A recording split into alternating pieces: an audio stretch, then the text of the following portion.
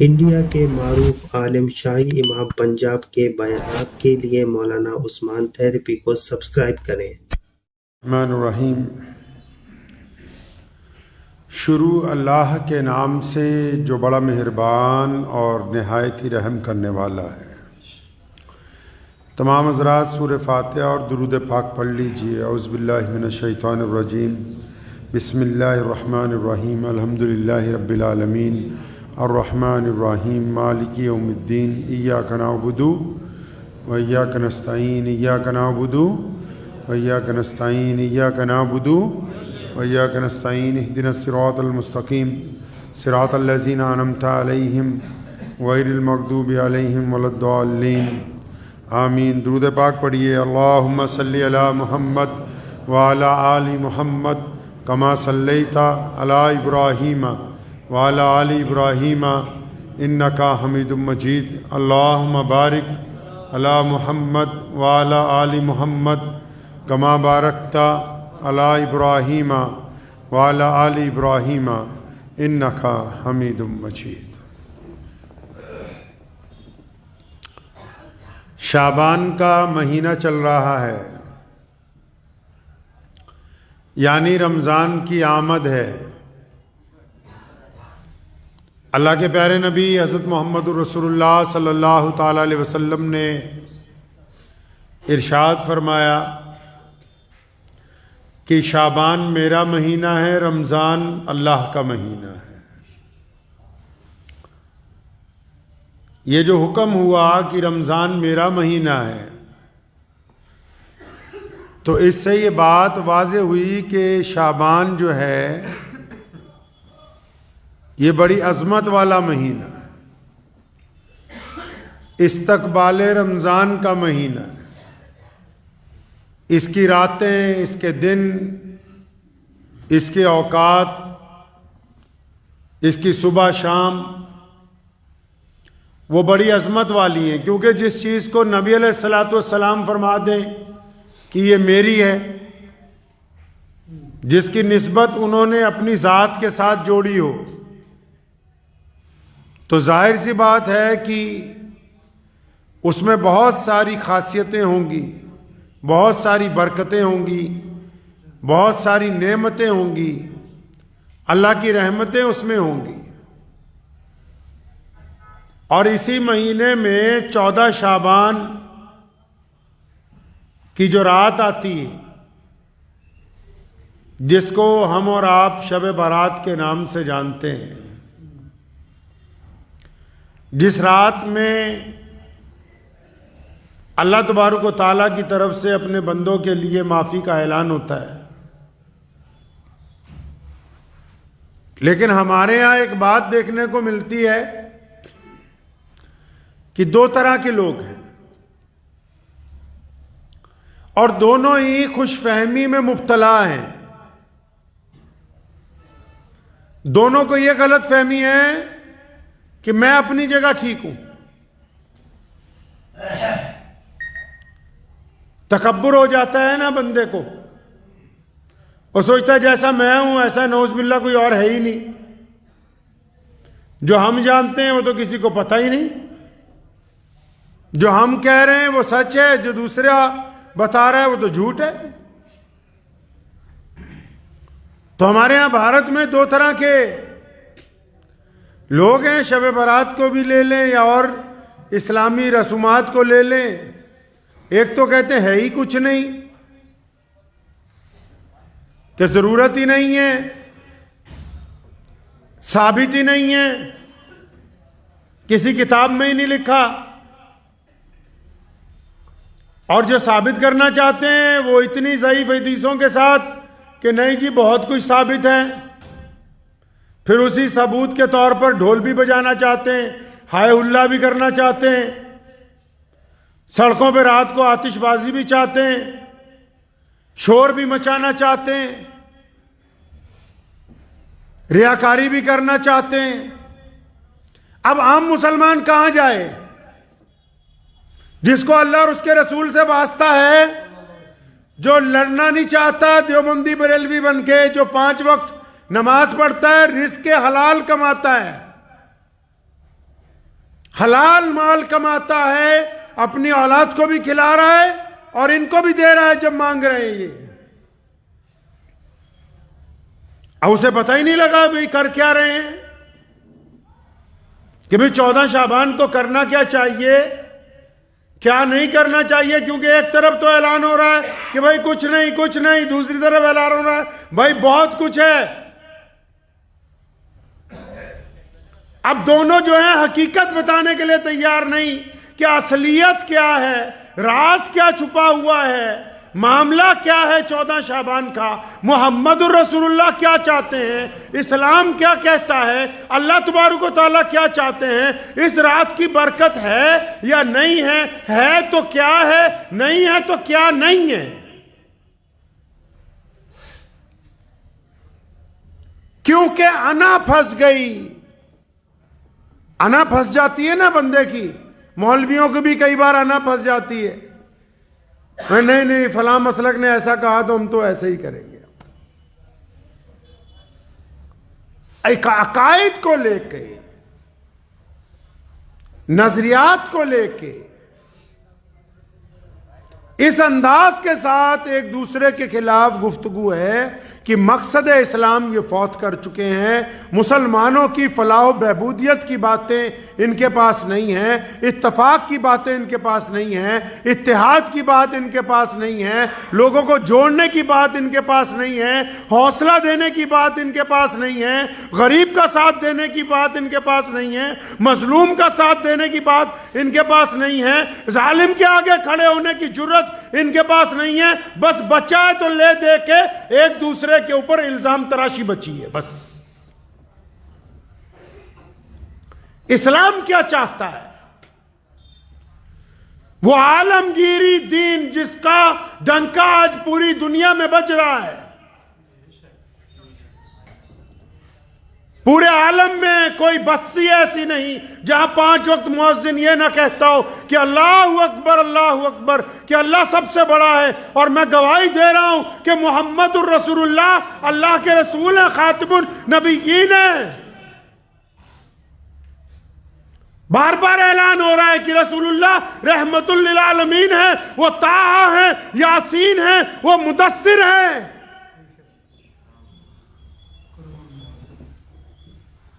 اب یہ بتانے کی بجائے کہ رسول اللہ کیا چاہتے ہیں، رسول اللہ صلی اللہ تعالیٰ علیہ وسلم نے 14 شعبان کی رات کو کیا کیا، اللہ تبارک و تعالیٰ اپنے بندے سے کیا معاملہ رکھنا چاہتے ہیں، اللہ تعالیٰ کن بندوں کی مغفرت کی بات کر رہے ہیں.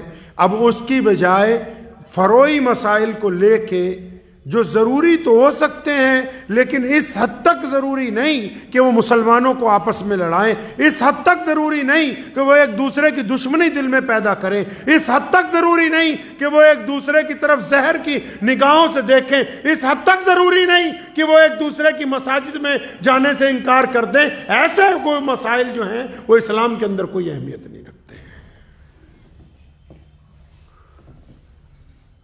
پیارے نبی حضرت محمد رسول اللہ صلی اللہ تعالیٰ علیہ وسلم کا فرمان ہے، اور خود نبی علیہ السلام نے 14 شعبان کی رات کو تشریف لے گئے قبرستان میں دعاؤں کے لیے. نبی علیہ السلام تشریف لے گئے 14 شعبان کی رات کو دعا کے لیے قبرستان میں. اب یہاں یہ بات قابل غور ہے کہ وہ جس قبرستان میں تشریف لے گئے وہاں ان کی والدہ محترم مدفون نہیں ہیں، اس قبرستان میں ان کے والد محترم کی قبر نہیں.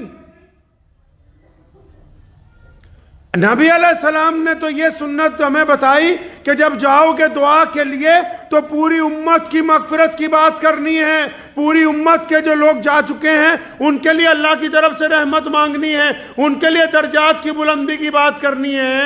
ہم تو اس رات کو صرف اپنے ماں باپ کی قبر پر ہاتھ پھیر کر مٹی لگا کے آتے ہیں، ہم تو پوری امت کی بات ہی نہیں کرتے. اور پیارے نبی علیہ السلام تو خاموشی سے گئے. ہم تو موٹر سائیکل پہ 3 بندے اور 50 موٹر سائیکل اور ہائے ہلا کرتے ہوئے جب تک نہ جائیں تو ان کی تو شب برات پوری نہیں ہوتی. معاملہ یہ ہے کہ جو اس میں اضافے کر رہے ہیں وہ بھی رسول اللہ کے حکم کے مطابق نہیں ہے، جو اس کا انکار کرنا چاہتے ہیں وہ بھی رسول اللہ کے حکم کے مطابق نہیں ہے۔ کون کہتا ہے کہ 14 شعبان کی رات کو اللہ کی رحمت نہیں آتی؟ کون کہتا ہے کہ 14 شعبان کی رات کو مغفرت نہیں ہوگی؟ کون کہتا ہے کہ بندہ اپنے رب کے حضور کھڑا نہیں ہوگا تو فائدہ نہیں ہوگا؟ بلا شبہ ہوگا۔ امام ترمذی نے اس کا ذکر کیا، نبی علیہ السلام کی احادیث موجود ہیں۔ اس رات کو اللہ سے مانگا ہے، اس رات کے لیے ترتیب دی ہے کہ ہاں اپنے رب کے حضور آؤ، لیکن مزے کی بات یہ ہے کہ جن لوگوں کے یہ رات کام نہیں آنے والی، جن لوگوں کا اس رات سے کوئی لینا دینا نہیں، جن لوگوں کا اس رات کو فائدہ نہیں پہنچنے والا، جو اس رات کو مسجد تک بھی آئیں گے تو خالی واپس جائیں گے، ان کا ذکر نہیں کرنے کے لیے تیار، نہ دائیں طرف والے کرنے کے لیے تیار ہے، نہ بائیں طرف والے کرنے کے لیے تیار ہے۔ کیونکہ ہمیں تو دونوں سے چندہ چاہیے بھائی، ہم مکمل کر دیں گے تو پھر معاملہ خراب ہو جائے گا۔ ہمیں تو بس بنا وضو کے منہ میں نعوذ باللہ پان کھا کے داڑھی منڈوں کو نعت پڑھنی ہے، جن کو یہ بھی ادب بھی نہ پتا ہو کہ محمد الرسول اللہ کا جب نام لیا جاتا ہے تو اس کا ادب کیا ہوتا ہے۔ ادب سے بات یاد آئی کہ عالمگیر اورنگزیب رحمۃ اللہ علیہ کا ایک خادم تھا، تو وہ شہزادہ ایران کا کوئی شہزادہ ملنے کے لیے آیا، تو بادشاہ کے محل میں رات کو ٹھہرا، بادشاہ کے بالکل ساتھ والے کمرے میں۔ تو ایک ہفتہ ٹھہرا تو اس نے ایک بات نوٹ کی، پھر اس نے خادم سے پوچھی۔ خادم کا نام جو تھا یوسف تھا، محمد یوسف۔ تو بادشاہ بعض اوقات رات کو آواز دیتا تھا یوسف، تو خادم بھاگ کے جاتا تھا، پانی کا وضو کا لوٹا تیار کر کے بادشاہ کے حجرے کے اندر جاتا تھا، اور جب بادشاہ حضور آواز مارتے تھے محمد یوسف تو ایسے ہی بھاگتا ہوا جاتا تھا۔ تو شہزادے نے، کیونکہ عالم تھا، آیا علم کے حصول کے لیے تھا، اس نے خادم کو پوچھا یہ کیا بات ہے کہ جب تمہیں آواز مارتے ہیں یہ کہہ کے تم پانی لے کر جاتے ہو؟ پوچھتے کیوں نہیں؟ پہلے کام پوچھنا چاہیے، تم بھاگ کے پانی لینے کے لیے جاتے ہو۔ تو اس نے کہا حضرت بات یہ ہے کہ میرے یہ جو مربی ہیں انہوں نے یہ معمول زندگی کا بنایا ہوا ہے کہ اگر ان کا وضو ٹوٹ جاتا ہے تو مجھے محمد یوسف نہیں کہتے، کیونکہ یہ رسول اللہ کا ادب کرتے ہیں، بغیر وضو کے لفظ محمد زبان سے نہیں ادا کرتے۔ کہتا جب وضو ٹوٹ جاتا ہے تو جب صرف خالی میرا نام لیتے ہیں تو میں سمجھ جاتا ہوں کہ بادشاہ کا وضو نہیں ہے اور ان کو حاجت ہے وضو کی۔ چلے ہیں محمد الرسول اللہ صلی اللہ علیہ وسلم کا ذکر خیر کرنے کے لیے، اور جو سننے جا رہا ہے نہ اس نے عشاء پڑھی اور نہ سنانے جا رہا ہے نہ اس نے پڑھی۔ 5-10 روپے 500 کے نوٹ محمد الرسول اللہ کی قربت نہیں دلوا سکتے جب تک ان رگوں میں چلنے والا خون کا ایک ایک ذرہ اس بات کی گواہی نہ دے کہ یا رسول اللہ ہمارے ماں باپ، ہماری اولاد، ہمارا مال، حتیٰ کہ ہماری جان جو ہے وہ آپ کے لیے قربان ہے۔ جب تک یہ خون گواہی نہیں دے گا تب تک عشق نہیں ہو سکتا۔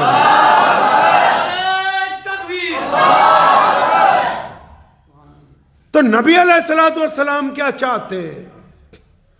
اس رات کو نبی علیہ السلام نے کہا، اس کی عظمتیں بیان کی، لیکن ساتھ میں ایک حکم جاری ہو گیا۔ کیا حکم ہوا؟ فرمایا 5 لوگوں کو کوئی فائدہ نہیں، 5 لوگوں کو کوئی فائدہ نہیں اس رات کا۔ جو 5 لوگ آئیں گے اللہ سے مانگنے کے لیے ان کو کوئی فائدہ نہیں۔ کون؟ فرمایا مشرک جو اللہ کی ذات میں کسی کو شریک ٹھہرائے۔ پھر یا رسول اللہ اور کون؟ فرمایا چگل خور جو بلا وجہ لوگوں کی چگلیاں کرتا پھرتا ہے۔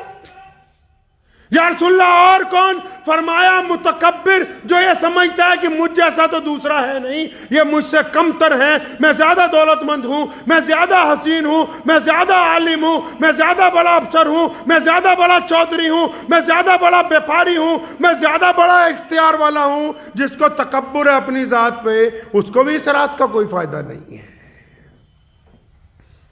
اچھا مشرک کو بھی فائدہ نہیں، چغلی کرنے والے کو بھی فائدہ نہیں، اور جو چغلی کر بھی رہے ہیں ان کو کیا فائدہ حاصل ہے؟ بتاؤ کیا فائدہ حاصل ہے چغلی کرنے والوں کو؟ قرآن نے کہا وَيْلٌ لِّكُلِّ ہُمَزَةٍ لُمَزَةٍ کہ ویل اور تباہی ہے ان لوگوں کے لیے جو دوسروں کے عیب تلاش کرتے ہیں پھر ان کو آگے سپلائی کرتے ہیں۔ چغلیاں کر رہا ہے صرف دوسرے کے پاس جا کے، اس لیے دوسرے کی برائی کر رہا ہے کہ سامنے والا ذرا خوش ہو جائے، میرا کام بن جائے، اپنے دل کو ٹھنڈک پہنچانا چاہتا ہے دوسرے کی پیٹھ پیچھے برائی کرنے کے لیے۔ نبی علیہ السلام کے پاس کسی نے پوچھا یا رسول اللہ اگر اس بندے میں وہ برائی موجود ہو اور ہم وہ کہہ رہے ہوں، فرمایا تبھی تو چغلی ہے، اگر وہ اس میں برائی ہے نہیں پھر بھی تم کہہ رہے ہو پھر تو ڈبل گناہ ہو گیا، چغلی بھی ہو گئی، بہتان بھی ہو گیا، پھر تو ڈبل ہو گیا کام۔ اچھا اس رات کو مشرک کو فائدہ پہنچنے والا نہیں، چغل خور کو فائدہ نہیں پہنچے گا، متکبر کرنے والے کو فائدہ نہیں پہنچے گا، کثرت سے شراب پینے والا بندہ جو ہٹتا ہی نہیں ہے، ایک تو وہ پی لی توبہ کر لی بات ختم ہو گئی، وہ جو ہٹتا ہی نہیں اس کو بھی اس رات میں کوئی فائدہ ہونے والا نہیں ہے۔ اور ایک ماں باپ کا نافرمان جو کہ اپنے ماں باپ کے آگے بدتمیزی سے بات کرتا ہے، ماں باپ کے ساتھ غنڈہ گردی کرتا ہے، ماں باپ کے ساتھ بدخلقی کرتا ہے، ماں باپ کی خدمت نہیں کرتا، وہ بھی اس رات جتنا مرضی اللہ کے حضور آ کے مانگتا رہے اس کی مغفرت نہیں ہو سکتی۔ راز کی بات تو یہ ہے کہ رات ہے برکت والی، اس رات کو اعلان ہوگا کہ آؤ جس نے مغفرت کروانی کروا لو، یہ آڈٹ کی رات ہے۔ جو لوگ کاروبار کرتے ہیں وہ سمجھ جائیں گے اس بات کو، آڈٹ سمجھتے ہیں سارے لیکھے جوکھے کی رات ہے، حساب کتاب کی رات ہے، آئندہ سال کیا ہوگا دنیا میں وہ لکھا جائے گا، کتنے لوگ پیدا ہوں گے، کتنے چلے جائیں گے، وہ تحریر کیا جاتا ہے اس رات کو۔ رسول اللہ نے شعبان کو اس لیے برکت کا مہینہ بنایا، اس مہینے میں اس لیے نفلی روزے رکھے کہ جب حساب کتاب تیار ہو، جب آڈٹ کیا جائے تو ہماری گنتی روزے داروں میں آئے، اچھے لوگوں میں آئے۔ تو اس رات جو ہے تو برکتوں والی ہے، بڑی عظمت والی، لیکن کن لوگوں کے لیے؟ ان پانچوں کے لیے نہیں، مشرکوں کے لیے، چغل خوروں کے لیے، تکبر کرنے والوں کے لیے، شرابیوں کے لیے، ماں باپ کے نافرمانوں کے لیے کوئی فائدہ ہونے والا نہیں ہے۔ اچھا جب یہ کیٹیگری لگا دی گئی، پابندی لگا دی گئی کہ یہ 5 قسم کے لوگوں کو یہ رات فائدہ نہیں پہنچائے گی، 5 قسم کے لوگوں پر رحمت نہیں آئے گی، پھر میرے رب کا کمال دیکھیے، رب کریم نے قرآن پاک میں سیدھا اعلان کیا ہوا ہے ما غرک بربک الکریم کہ میرے بندو تم میں سے جب کوئی ان گناہوں کی توبہ کرنے آئے گا، اگرچہ وہ اسی رات ہی کیوں نہ آ جائے، اس سے پہلے بھی کیوں نہ آ جائے، اس کے بعد بھی کیوں نہ آ جائے، اگر وہ سچے دل سے کہہ دے کہ آج کے بعد سوائے اللہ کے کسی کو حاجت روا نہیں مانتا، آج کے بعد کسی کی چغلی نہیں کروں گا، آج کے بعد میں اپنے آپ کو تکبر کے اندر نہیں مبتلا کروں گا، آج کے بعد ماں باپ کی نافرمانی نہیں کروں گا، آج کے بعد میں شراب نہیں پیوں گا، تو میرا رب کہتا ہے کہ میں اس کے لیے غفور الرحیم بن جاؤں گا۔ پھر جب میرا بندہ میرے پاس معافی مانگنے کے لیے آئے گا تو میں اپنے بندے کو معاف کر دوں گا۔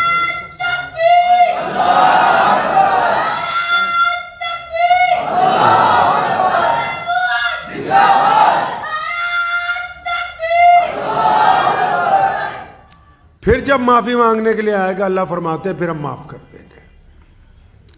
تو معافی کے متعلق لکھا ہے محدثین نے، اللہ تعالیٰ کا ایک نمازی بندہ، روزے دار بندہ، حاجی بندہ، متقی بندہ، جس نے کبھی کوئی گناہ ہی نہیں کیا وہ والا بندہ،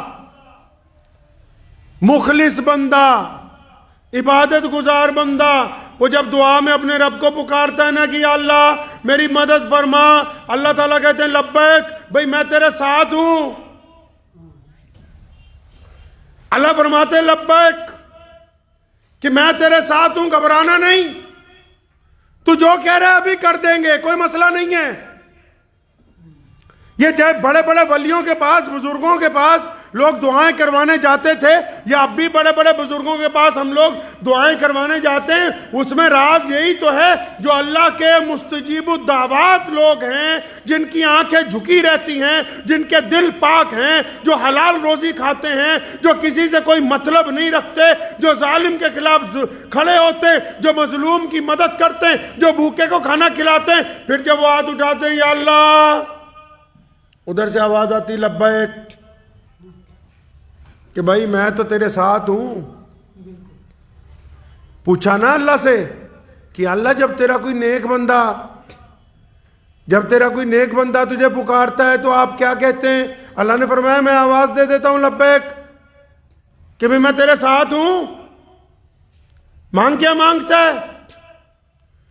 پھر پوچھا یا اللہ جب تیرا کوئی گنہگار بندہ، کوئی ایسا جس نے ساری زندگی گناہ کیے ہوں، جس نے شراب پی ہو، جس نے بہت ساری چوریاں کی ہوں، جس نے بہت سارے گناہ ایسے کیے ہوں جو اللہ کے ساتھ براہ راست تعلق رکھتے ہوں، جو بغیر نماز کے وقت گزارتا ہو، جس نے جمعے تک چھوڑ دیے ہوں، جس نے اپنے جسم کو گناہوں کے اندر ڈھانپ لیا ہو، جو گناہوں کی دلدل میں پھنس گیا ہو، جب پوچھا گیا یا اللہ جب آپ کا گنہگار بندہ، جس کو لوگ یہ کہتے ہیں کہ تیرے سے بات نہیں کرنی، جس کو لوگ کہتے ہیں کہ تو اچھا نہیں ہے، جس کو لوگ اپنے گھر کے سامنے کھڑا نہیں ہونے دیتے، جس کو لوگ یقین نہیں کرتے کہ یہ سچ بولتا ہے، اللہ سے پوچھا یا اللہ تیرا جب یہ گنہگار بندہ جب تجھے پکارتا ہے کہ یا اللہ میری مدد فرما، تو کیا کہتا ہے؟ تو میرے کریم رب نے کہا کہ جب میرا گنہگار بندہ مجھے پکارتا ہے تو میں کہتا ہوں لبیک لبیک لبیک میرے بندے، میں حاضر ہوں، تو آ تو صحیح میری طرف۔ فرمایا جب گنہگار پکارتا ہے نا تو بس پھر اس کا ہاتھ پکڑ کے کھینچتے ہیں۔ نیکوکار کی جواب ایک بار میں، گنہگار کو جواب 3 مرتبہ، کیونکہ اللہ فرماتے ہیں ما غرک بربک الکریم، فرمایا میں تجھ سے پیار کرتا ہوں یار۔ لوگ تو شرابی سے نفرت کرتے ہیں، لوگ چوروں سے نفرت کرتے ہیں، لوگ ڈاکوؤں سے نفرت کرتے ہیں، لوگ بے ایمانوں سے نفرت کرتے ہیں، اور لوگ اچھے لوگوں سے ملنا چاہتے ہیں۔ میرے رب کی کریمی یہ ہے کہ جب یہ گناہ میں ملوث لوگ اپنے رب کی طرف آنا چاہتے ہیں تو میرا رب ان کو کہتا ہے ما غرک بربک الکریم، کہ میں تو تجھ سے پیار کرتا ہوں، تو آ جا میری طرف ایک دفعہ۔ اللہ فرماتے ہیں کہ میں تو معاف کرنے کے لیے تیار ہوں۔ باقاعدہ یہ لفظ ہے قرآن پاک میں کہ تجھے کس چیز نے دھوکے میں ڈالا، اپنے رب کی طرف سے۔ تیرا رب تو تیرے سے پیار کرتا ہے، تیرے سے محبت کرتا ہے۔ تیرا رب وہ کب چاہتا ہے کہ بھائی تو پریشان رہے؟ تیرے رب نے کب چاہا کہ تو دکھی ہو؟ تیرے رب نے کب چاہا کہ تو پریشانیوں کے اندر وقت گزارے، کہ تجھے بیماریاں لگی رہے؟ اللہ کریم تو چاہتے ہیں کہ میرا بندہ میری طرف آئے۔ اب بندہ ہی اپنے رب کی طرف منہ نہ کرے تو کیا کر سکتے ہیں؟ یہ جو رات آئے گی نا، یہ بار بار نہیں آتی ہے۔ کتنے لوگ پچھلے سال ہمارے ساتھ تھے؟ پیچھے پلٹ کے دیکھا کرو، کبھی پیچھے دیکھو، پچھلے 20-25 سال جو گزر گئے، کتنے ہمارے دوست تھے جو آج ہمارے ساتھ نہیں ہیں؟ ماں باپ میں سے کون کون نہیں ہیں؟ پڑوسیوں میں سے کون کون نہیں ہیں؟ جن سے لین دین کرتے تھے ان میں سے کون کون نہیں ہیں؟ کس غلط فہمی میں مبتلا ہیں؟ پیچھے دیکھتے کیوں نہیں؟ دیکھو نا پلٹ کے، بچوں میں سے، بوڑھوں میں سے، جوانوں میں سے۔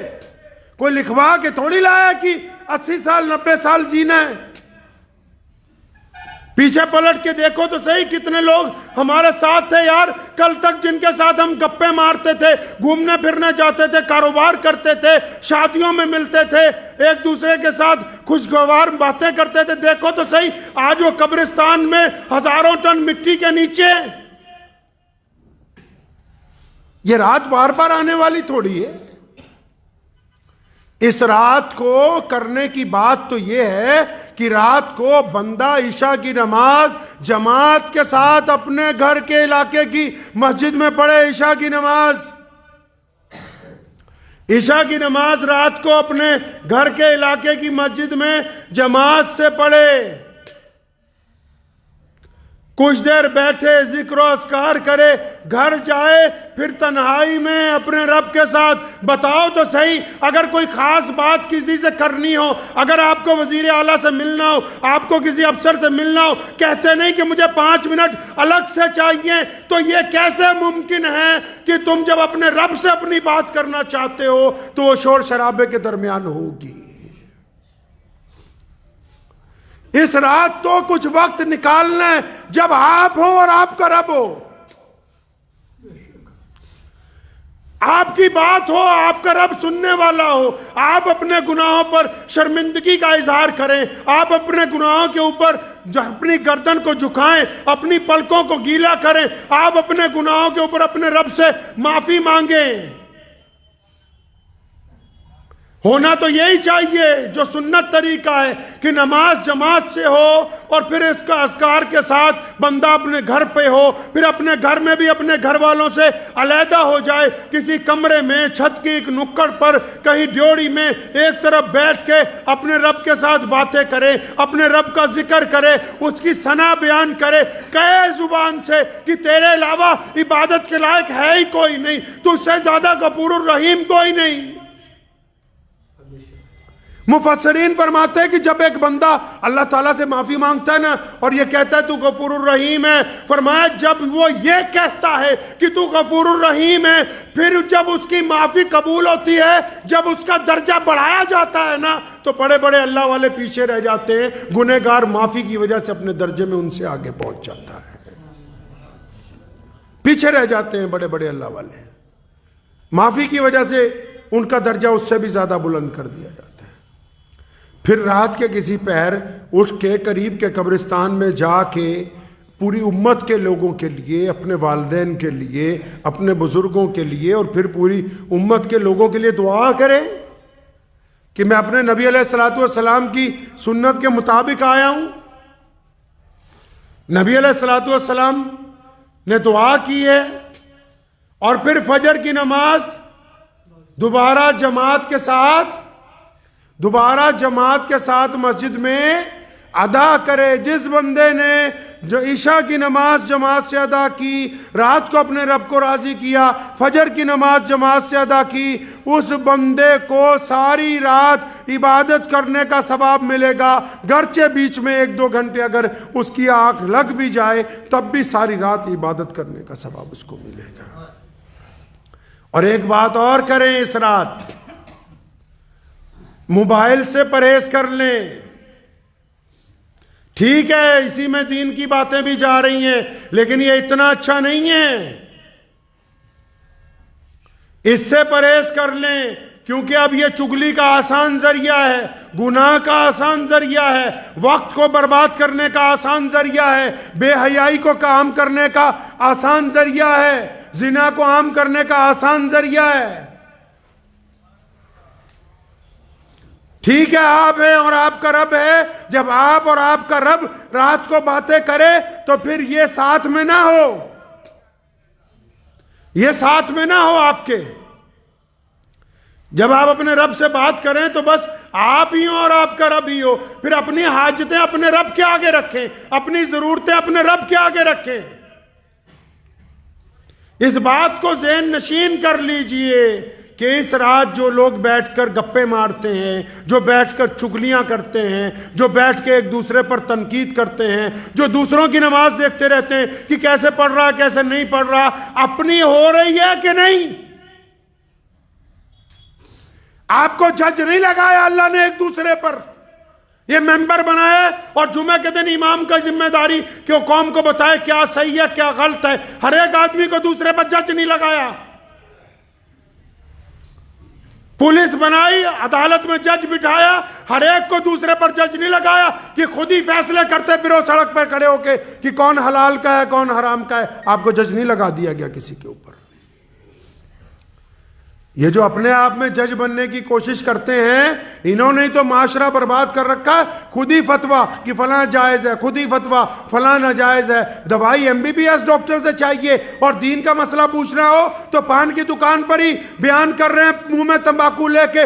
دین کا مسئلہ پوچھنا ہے تو علاقے کے بڑے کسی عالم دین کے ساتھ رجوع کرنا چاہیے، جا کے اپنی بات بتانی چاہیے. یہ کیسے ممکن ہے کہ دوائی آپ MBBS ڈاکٹر سے چاہتے ہیں اور دین کے فتوے آپ ایک دوسرے کے ساتھ خود ہی بیٹھ کے دے دیتے ہیں؟ یہ ممکن نہیں ہے. وقت بھی ہو گیا ہے. گفتگو آج بہت ساری کرنی تھی، ملک کے حالات کے اوپر بھی کچھ گفتگو کرنی تھی. انشاءاللہ آئندہ جمعے ہوگی اس کے اوپر تفصیلاً گفتگو. تو میری عرض یہی ہے کہ شب برات آ رہی ہے، پرسوں رات کو شب برات کی رات ہے. اکثر مدارس میں اجلاس بھی ہوتے ہیں، تو اجلاس والوں سے بھی گزارش ہے کہ 11-12 بجے سے پہلے اجلاس کو ختم کیا جائے تاکہ لوگ رات کو اپنے اپنے گھروں میں جا کے عبادت کر سکیں اور فجر کی نماز جو ہے وہ جماعت کے ساتھ ادا کر سکیں. دعا کیجئے اللہ کریم مجھے بھی اور آپ سب کو اس کے اوپر عمل کی توفیق عطا فرمائے. وآخر دعوانا ان الحمدللہ رب العالمین.